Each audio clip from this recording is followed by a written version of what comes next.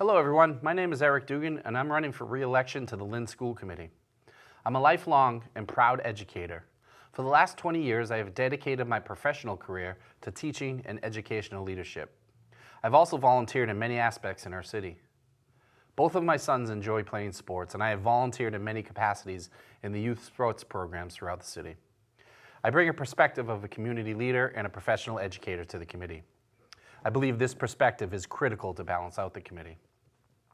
My wife, a teacher in the Lynn Public Schools, and I have raised our two great children in Lynn and are very proud to call Lynn our home.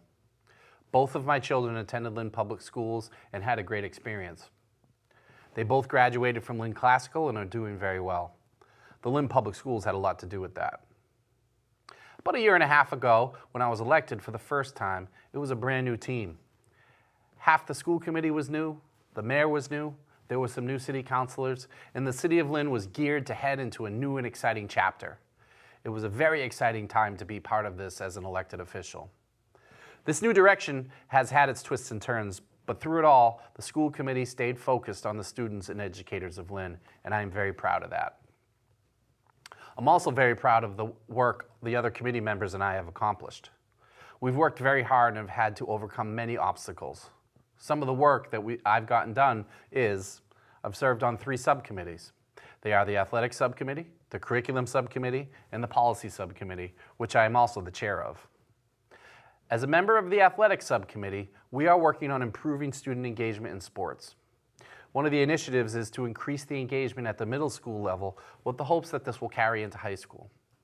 I was also instrumental in getting the Boverini basketball tournament back to the city where it belongs. As a member of the Curriculum Subcommittee, I have researched and voted to approve new and modern curriculums that will help our students and teachers in the modern classroom. As the chair of the Policy Subcommittee, I have worked tirelessly to bring our policy manual up to date. This has taken hours of work that I am very proud of. I voted to approve 2 budgets over the last few years that have seen historic educational spending in this city, spending that will have an impact on our students in the near future. I voted to approve the Frederick Douglass Collegiate Academy. This is a one-of-a-kind collaboration with North Shore Community College that allows our high school students to begin to earn college credits while attending high school at the North Shore Community College campus. As far as I know, this is one of only 2 in the country like this. We have seen an increase in student voice. The students have a seat at the table like never before, and it's exciting to hear them and their views on the schools that they attend, both the good and the bad. I've served on multiple hiring committees that have brought new and diverse leadership to the Lynn Public Schools. This list of leaders includes our new superintendent, Dr. Alvarez. Our students will be able to see themselves in these new leaders and will be able to envision a life like these positive role models lead. If you see it in your mind, then you can achieve it. These leaders will help the children see it in their minds. So things are moving in a positive direction for sure. However, there's more work to do, and some of the things I'd like to accomplish in my second term are the following. We will get a new Pickering built. We have to advocate for our community throughout every phase of this process.